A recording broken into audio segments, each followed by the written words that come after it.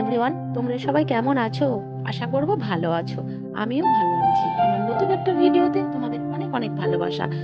আজকের ব্লগটা আমি রাস্তা থেকে স্টার্ট করলাম দুই বান্ধবী মিলে। অবশ্যই সাথে আমাদের ছেলে মেয়ে আছে। তো আমরা দেখো সাজুগুজু করে কিন্তু বেরিয়ে পড়ছি। কোথায় যাচ্ছি? শান্তিপুর যাচ্ছি, পিয়ালির বাপের বাড়ি। অনেকদিন থেকেই ও বলছে চল চল, কিন্তু যাওয়ার হয়ে উঠছে না। তো ফাইনালি বেরিয়ে পড়লাম। তো রূপাচরিতালিকেও বলা হয়েছিল, তোমরা যেতে পারলো না, ঠিক আছে, আবার পরের বার যাবে, তাই না? সবার তো একসাথে হয়ে ওঠে না। আমারও হচ্ছিল না, তার মাঝখানেও একটা ঘটনা ঘটেছিল, সেটাও তোমাদেরকে বলছি। আর দেখো ওদিক থেকে কিন্তু ট্রেন ধরে একদম ব্যান্ডেলে চলে এসেছি। এবার ব্যান্ডেল থেকে কাটোয়া লোকাল ধরলে সোজা কালনা। তো দেখো ট্রেনের মধ্যে কসমেটিক্স উঠেছে, এত কসমেটিক্স উঠেছে, দেখে পিয়ালি তো দেখলেই ব্যাস চালু করে দেয় দেখা। কি আর বলবো, আমি বললাম এখন আর নিস না, অনেক আমাদের রয়েছে জানো তো। কিন্তু তাও যা আমাদের থাকলে কি হবে, আমাদের তো এটা অভ্যেস না বলতে পারো। একটা দেখলে আমাদের সবে মনে হয় ভালো লাগে। তো ট্রেনে উঠে খিদে খিদে পেয়ে গেল। তো কি খাবে? তো ছোলা সেদ্ধ উঠেছিল, তো আর আমি মিলে খাচ্ছিলাম। ছেলে মেয়ে তো খাবে না। তারপর পিয়ালি বললো পরে আরো কিছু উঠবে, তখন ওদেরকে কিনে দেবো। আর বাবু তো একদমই খাবে না, আর মেয়েও খাবে না। তাও বললাম একটু খা। আর বাবু খাবে না কেন? বাবু প্রচন্ড শরীর খারাপ, ওই যে বলছিলাম আগের দিন না, বাবুর শ্বাসকষ্ট হচ্ছিল, ওই কারণে যাবো নাই বলেছিলাম।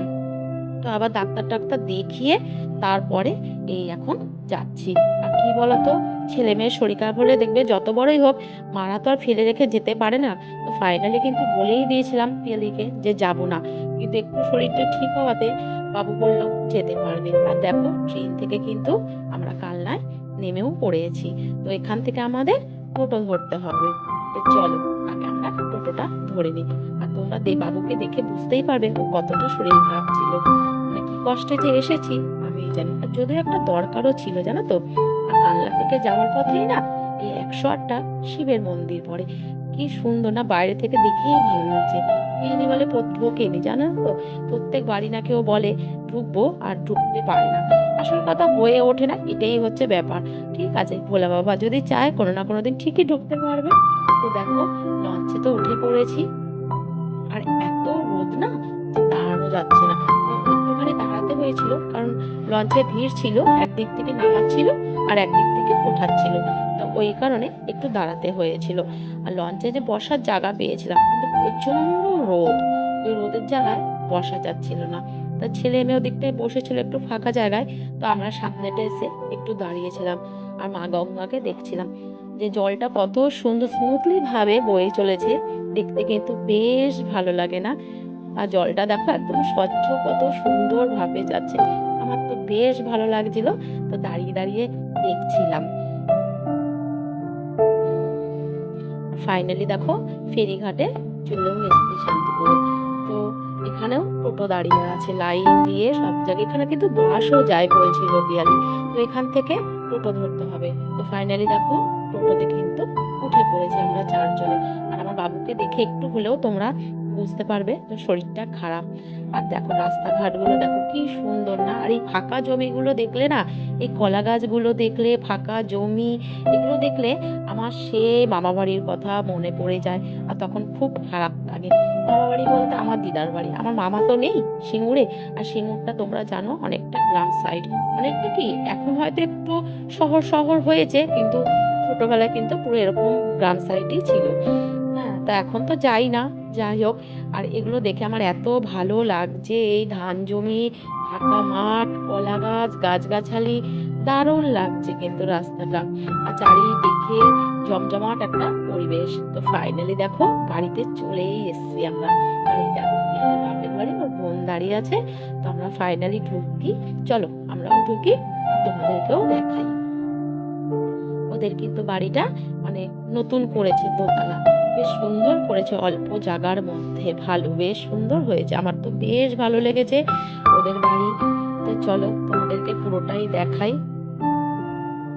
আর এই যে কুণাল বাবু, এটা হচ্ছে পিয়ালির বোনের হাজবেন্ড।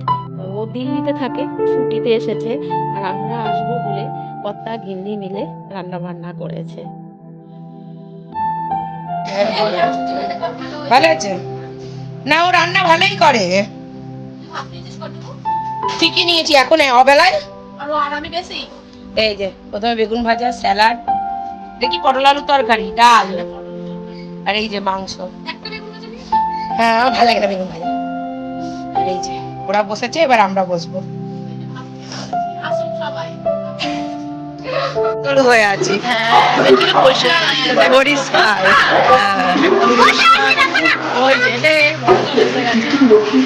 ও এসেই তো বলছে ফটো তোলো, ফটো তোলো, ফটো তোলো।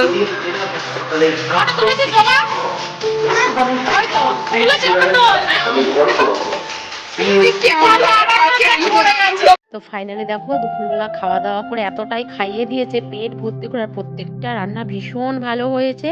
আর সন্ধ্যের ঠিক একটু আগে আগে পিয়ালি বললো চল ছাদে যাই। তো ছাদে এসেছি সবাই মিলে, শুধুমাত্র বাবু আসেনি, কারণ বাবু সিঁড়িটা না, সিঁড়ি বেয়ে উঠতে পারবে না, মানে সিঁড়ি এখন ওঠানামা করতে গেলে না ওর একটু একটু তাও শ্বাসকষ্ট হচ্ছে। আর এই দেখো জলের পাট কি সুন্দর, দেখো ওদের ওদের না ওখানে বাড়ির উপরে এরকম ভ্যানে করে জল আসে, এরকম করে আর জারে করে দিয়ে দেয়, একটা জার 10 টাকা। কি ভালো না, আমাদের এখানে এরকম সিস্টেম নেই। একটা জার এখানে আর আমাদের এখানে এক একটা জার 25 টাকা, 30 টাকা, 20 টাকা, যেভাবে না।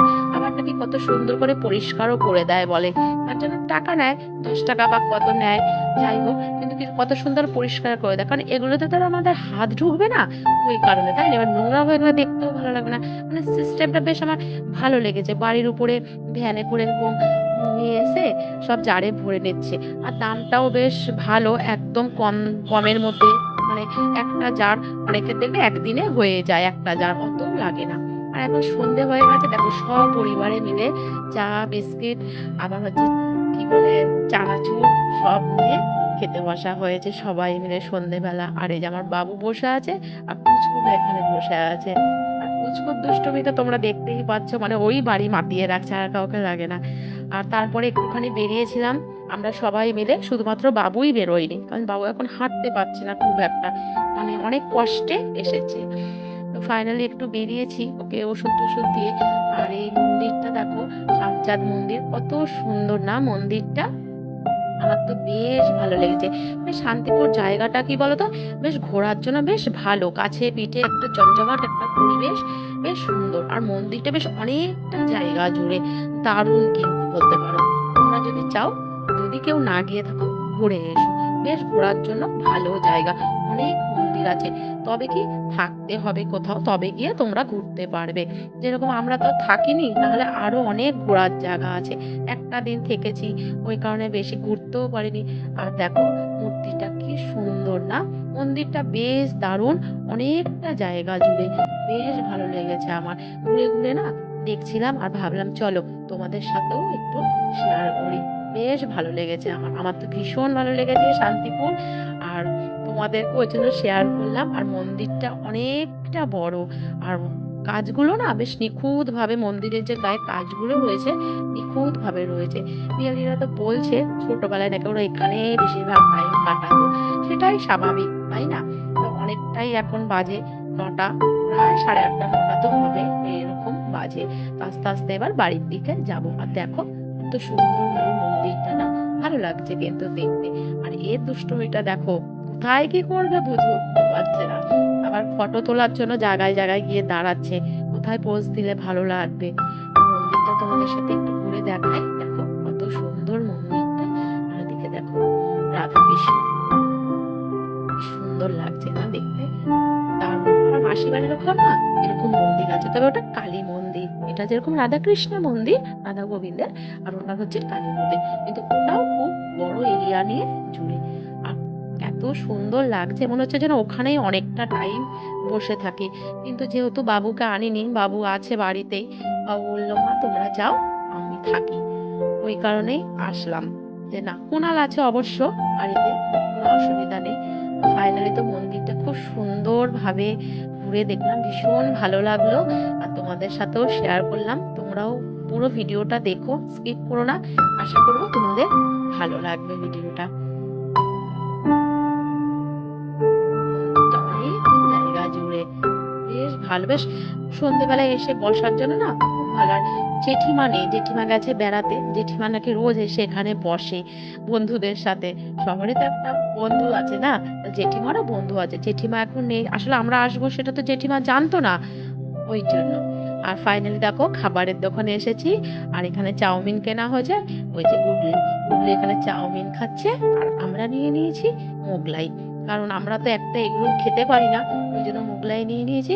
সবাই ভাগযোগ করে খায়, আর ওরা হচ্ছে চাউমিন খাচ্ছে।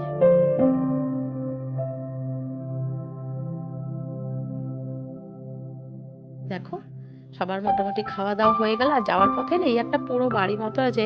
আর পিয়ালি বলছিল ঢুকবে, ভূত দেখবে, যে যা ঢোক, কিন্তু কোথাও গিয়ে মনে হচ্ছিল বাড়ির কোথাও একটা ভেতরে আলো জ্বলছিল।